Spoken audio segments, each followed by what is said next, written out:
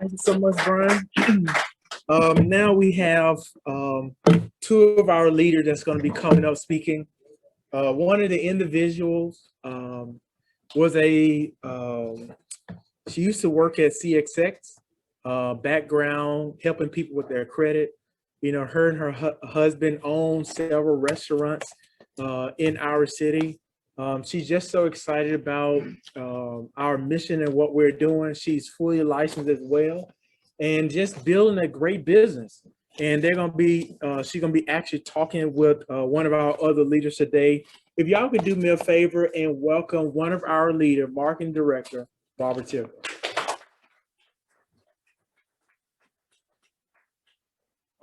Also, she's gonna be speaking with our one of our senior marketing directors in our Jacksonville location. Sean Drake actually brought me on board initially when I got started, and so excited for him, helping him reach his senior marketing director promotion. He is, fully licensed as well, building a big team, helping a lot of clients, family man, but also he just wants to see his team succeed. Can y'all help me welcome Senior Marketing Director, Sean Drake.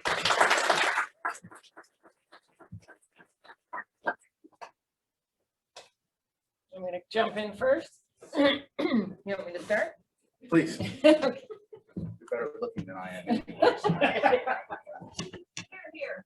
So I thought I would talk a little bit about my life before becoming a business owner, because I think some of you are actually in that situation now. Maybe you're working in a job and doing this part-time, or maybe you're speaking to people who are like I was, and I'll describe that. I was working for CSX in a management job, making really good money. And this is the profile, 6 figures, bonuses, they paid for travel. And I don't even think I paid for my dry cleaning. And you had that mentality. This was right out of college. You get that job that you think, oh, this is what you want. And I'm not complaining. The compensation was great, but you are, faced with downsizing any minute. I fortunately, or unfortunately, whatever, I was not picked. And that went over probably 3 different times in my 15 years. And I watched good friends of mine making really good money, lose their jobs maybe 2 years before their full retirement.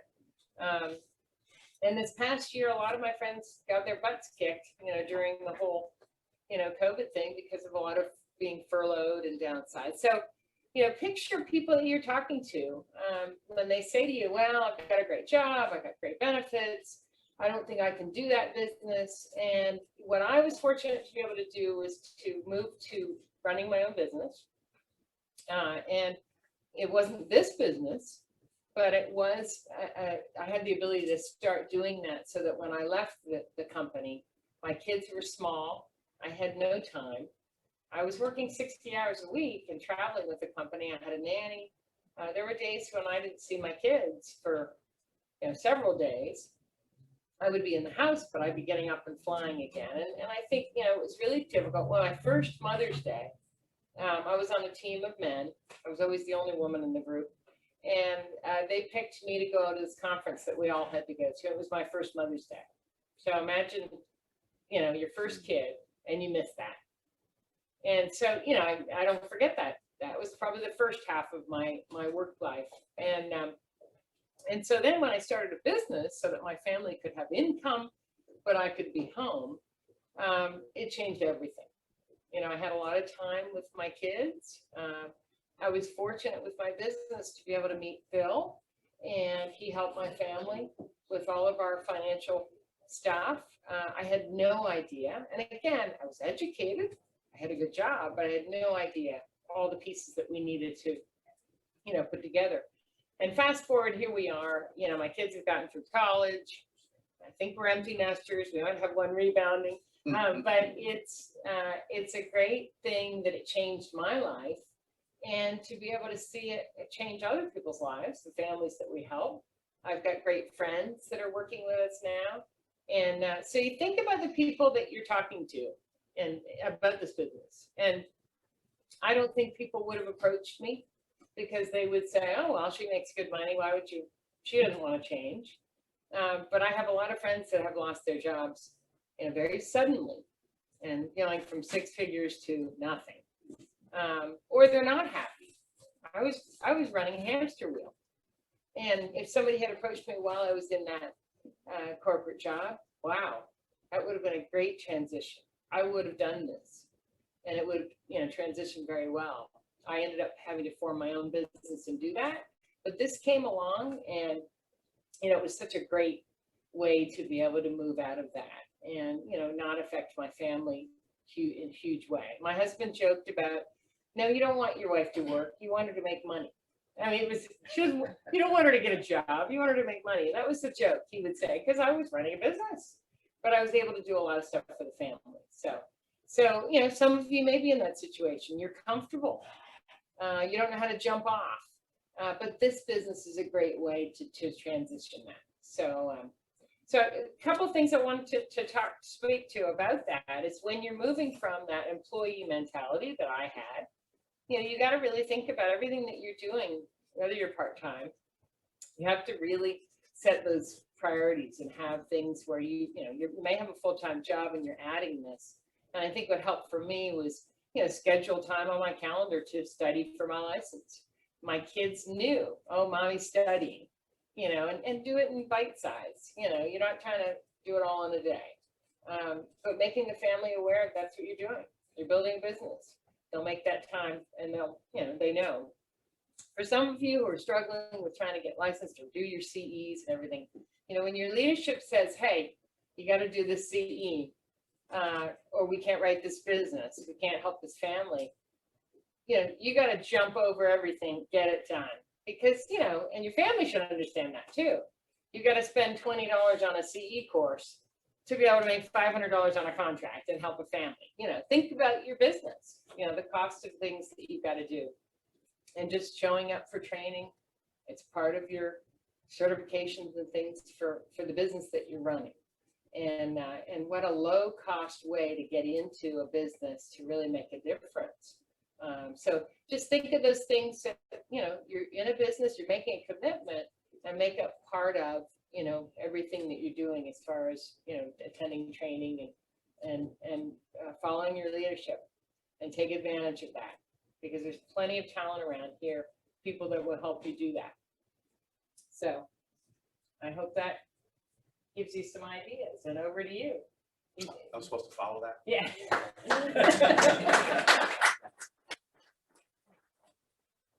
So,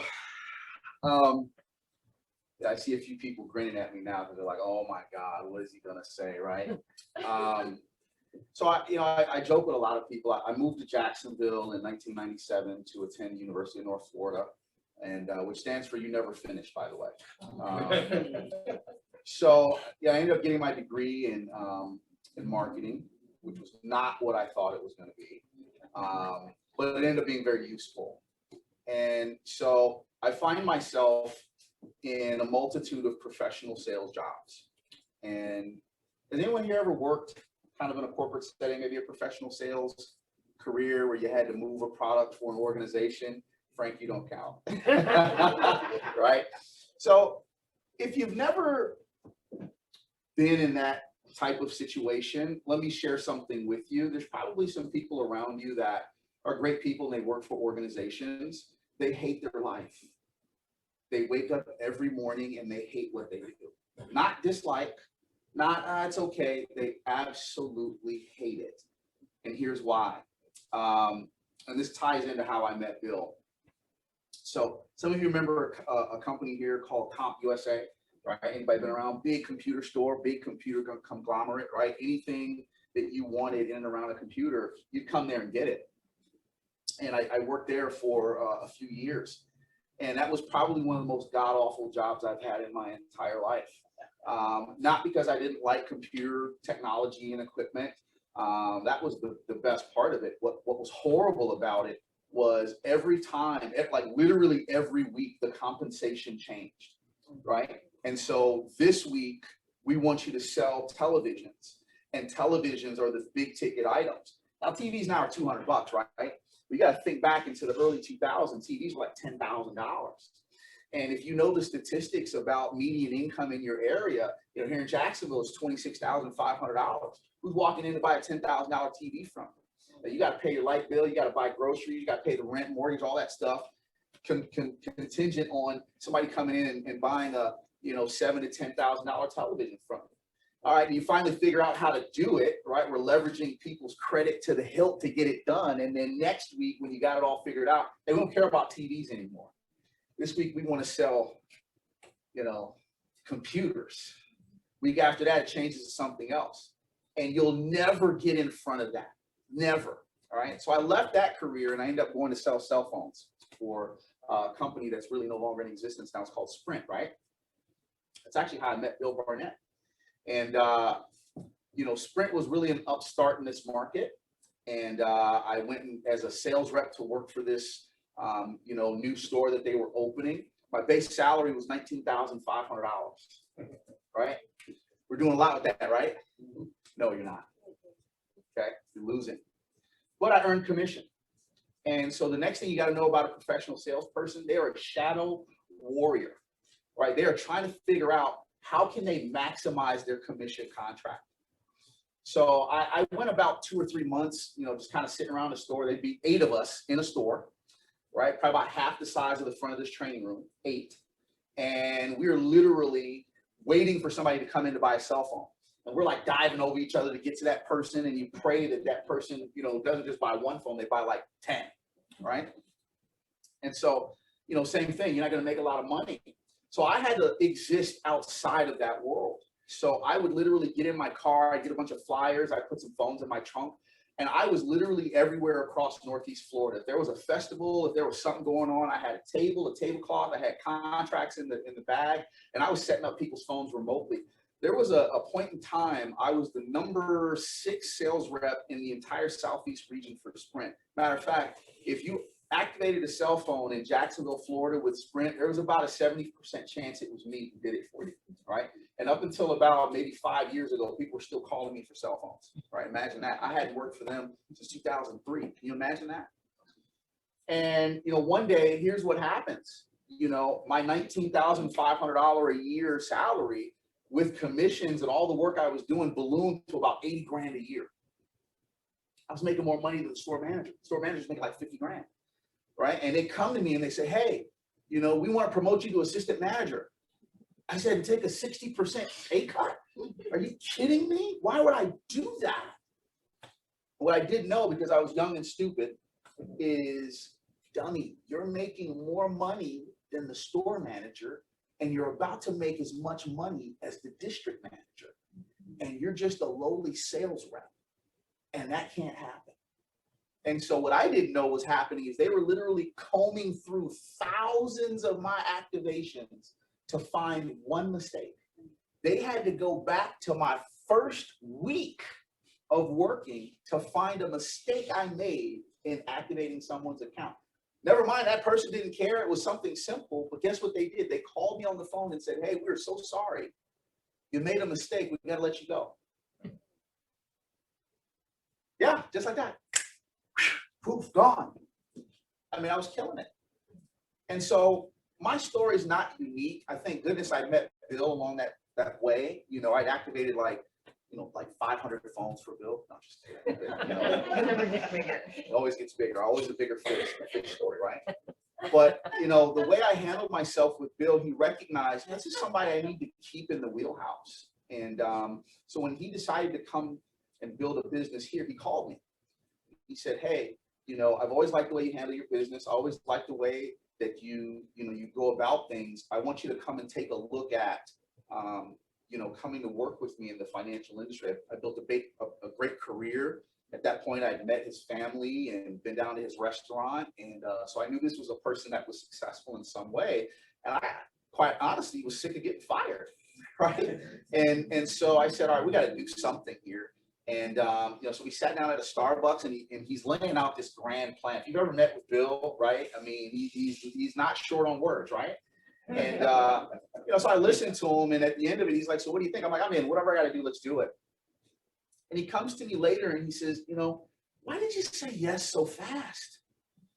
I said, Bill, let me explain something to you. You know, I'm a young Black kid from Chicago. I know nobody in Jacksonville, you know, when I moved here. You know, I'm not really supposed to be here, but when an old white guy with a ponytail and, you know, Harley comes and says he's going to show you how to be like him, you kind of say yes and then figure it out later. And to this day, Bill falls out laughing at that story, but it's 100% true. You know, all the professional salespeople, even to this day, you know, you may walk in and, you know, you're dressed nicely and they may ask you, today's the day we need you to clean the kitchen. Today's the day we need you to clean the bathroom. Today's the day we need you to go do something ridiculous. Go spin the sign on the side of the corner, right? And you're the person that's got to deliver the sandwiches. And there's nothing wrong with good, hard, honest work. But damn it, I didn't pay $60,000 for a piece of paper, right, from a university to come out here and spin a sign on the side of the road. And many of you that are listening to me have that same feeling of, there's got to be more to this. What are we doing here? And literally that's how I felt my entire, you know, professional career before I came to work here. It was awful. I was like, this is what I came here for. This is what's going on. This is what's going on. So when I came here to WealthWave, and, you know, I've had a chance to meet, you know, some incredible people over the years, and, you know, Kim is here, and, you know, Frank is in the back. I learned everything I know today about how to sell index universal life and how to broker life insurance products from Frank Danilo and his awesome team. You know, we go down to Clearwater and sit in the room, and I took notes. And, you know, my auntie Sandy is sitting back here, and what she doesn't know is I've always listened to everything she has to say, and I'm always paying attention. You know, if you're the smartest person in the room, you're in the wrong room, hands down. And, you know, to see Kim here, and Tom is here, and, you know, brother Alvin Darian is here, and he brought his wife with him. I mean, you've got such incredible people that are in the room with you right now that can take you farther and further than you've ever imagined. And all you got to do is pay for a background screening and get a license. And that's it. And we're in the game. I mean, we're not just like on the bench. Man, we're in the game. I mean, we got a guy in the next room that's hosting this meeting today. He's getting ready to cross $100,000 in earnings, right? He ain't been to college. He don't have some fancy degree. Guy was a mechanic. He's got a wife and kids, and that's what motivates him. What else do you need to be successful here? I have no idea, you know? So I wake up in the morning and, you know, I thank God for everything that has come my way, good and bad. And I don't know how else to express to everyone here that there are so many people around you that are hurting, absolutely hurting. They have no idea where the next paycheck's gonna come from. They have no idea how they're gonna pay the lights, how they're gonna pay the rent, the mortgage. They are absolutely hopeless right now. And I'm one of those people that if I wasn't here today, I don't know where I'd be, right? Many of you know, Rico say, hey, he's a family man, right? I had to pull my daughter out of daycare for fear of COVID. She was not even one when COVID hit, right? And I didn't want her to be, you know, sick or ill. And I've been at home part-time as a senior marketing director. I made 60 grand last year, part-time, sitting at home, making phone calls in between nap times and feedings and diapers. And, you know, a lot of you guys don't see me around as much, but, you know, I'm late nights. I'm still that shadow warrior, but I'm in the trenches fighting with all of you because I know how important it is. So although, you know, I may not have been able to be with you as much as I'd like to be, I'm hoping this is the, you know, beginning of things turning back around. You got to know that the people that are up here on this stage, the people that are coming down from all over the country to be with you, the only reason they're doing it is because they love and care about you so much and they want to see you all be very, very successful. The only thing you got to do is plug in. All right. So that's my story. That's Miss Barb's story. We really appreciate the time this morning. And, you know, I look forward to seeing all of you, not just be on the bench. We need you in the game. You know, this is the ultimate team sport here. And without all of you, we can't make it happen. All right. So anyway.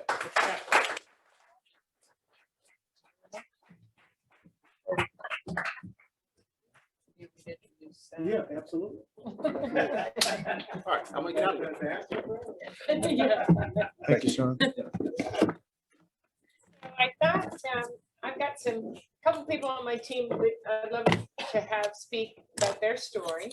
I'm going to start with a great friend of mine I've known, well, both of my associates I've known for over 20 something years. And she recruited herself. And this is where you think about your friends that you've known forever. And if you don't talk to them about what you do, if you don't tell them how exciting it is and what you're doing and share the book, they come up to you at an event and say, well, I'm going to do this, you know. And she came to an event that Kim Schooler was speaking at. I can't remember how many years ago, but she can talk about that. But it's so much fun to work with friends and see their lives change, travel and all that fun. So Lisa, come on up. She's going to tell you a little bit about that. How this is.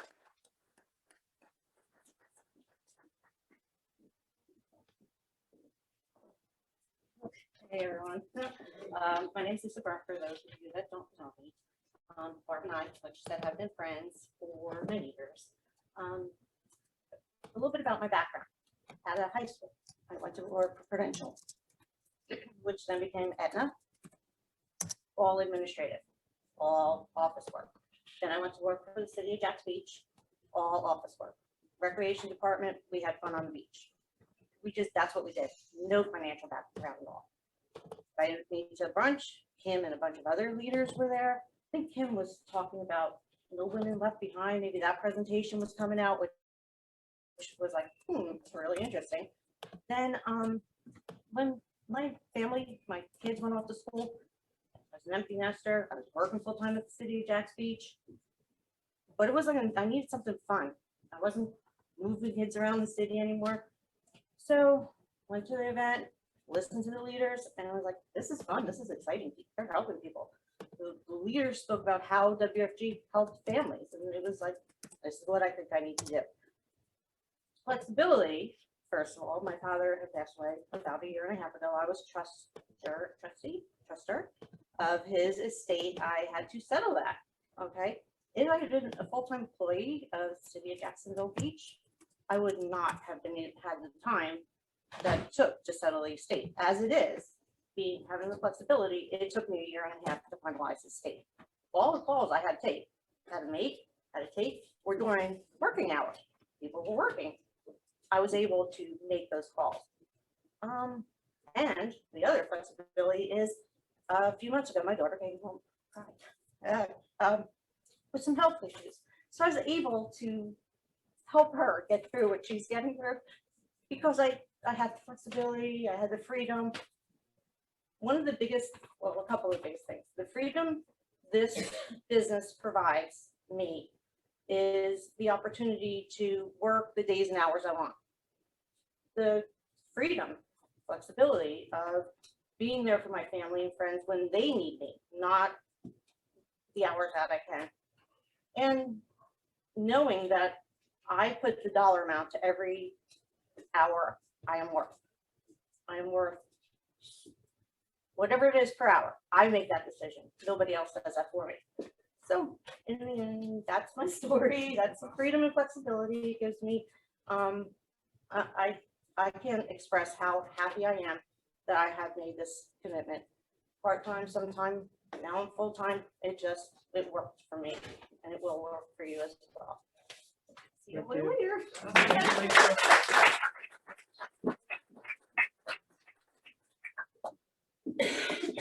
That's great. So we are going to hear from one of my associates in San Diego. Bill, are you there? I think it's. Yeah, I actually am unmuted now, and I'm unmuted on purpose. Sorry about that earlier, Bill Barnett. No, that's fine. So this is the fun part about our business. You know, this is someone who I've known 30 something years. He worked with my husband way back in my husband's previous career, and he'll tell his story. But he's our Mr. Mom. If you think about Rebecca's situation, and he'll tell you what he's juggling. But this is a perfect business for him, and it's kind of fun, to now reach so many more families through the military. And over to you, Bill. You can describe what you're doing and how this is working for you. Are you there? I am. Can you hear me? Yeah, go ahead. All right, good. I did want to apologize that I'm not there in person, but I checked the price of gas, especially here in California, and it was a little bit too much for me to get over there. But it's interesting. I've had a pretty interesting career.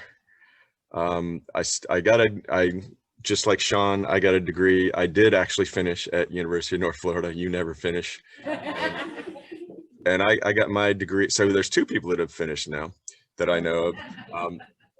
And I actually got a degree in finance. And I was a bartender through college, and I met somebody who said, "Hey, you'd be perfect for this position. You like people. You seem like a good person." So I went over and I worked for Northwestern Mutual Life right out of college. I looked like I was about 15 years old, and I started calling people on out of the phone book, trying to sell life insurance, and it was probably the worst 8 months of my life. And at that point, and I got out of that. I said, I can't do this. And so then I went and worked for a bank, and what we did at the bank was we had CDs that were maturing. Most of the people that were the CDs that were maturing, the $100,000 CDs, they were 70-year-olds and up, and they wanted us to switch them over to an annuity with no financial needs analysis or anything. And I had a huge problem with that. And the reason I'm saying that is because I think a lot of people out there might be nervous when they're saying, "Oh, you know what, I'm learning to be, I'm learning about finances, I'm learning about all these things, and I'm going to be teaching people, and I'm up against these banks, these brokerage houses, all these super experts, and they might be nervous about it." And all these other places, they're peddling products, and they're just trying to gather assets. And people start realizing that a lot of them don't really care that much about them. And what has made me so interested in what's going on here is the emphasis on educating people first. And when you educate somebody, you're going to gain their trust. And then when you gain their trust, they're going to want to do business with you. And you're not really selling them anything. You're putting them into products and services that meet their needs because you've done a good job with them. And I don't want to go back and I love this. I love that part of it. I love educating people.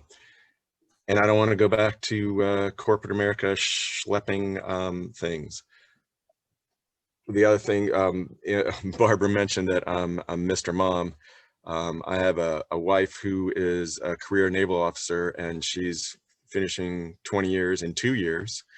So I'm going to be doing this part-time. I have 3 young children, 3, 6, and 9. Best way to describe it is it's a 3-ring circus with a hurricane going on.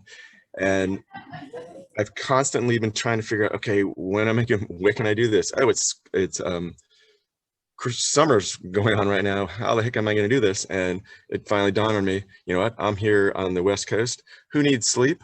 I'm going to start getting up at 4:30, which is about when I wake up anyway. And I'm going to have 3 hours of uninterrupted time to be able to do my prospecting, make calls on the East Coast or in Bahrain, where I came from also. So I'm going to be able to make this work in the time frames that I had, that I'm in the eye of the hurricane as people are sleeping. So I'm very excited about what we can offer people, and I think that's pretty much sums up my story. That's awesome. Thank you. Thank you, Bill. Appreciate you being here. Thank you, Barbara.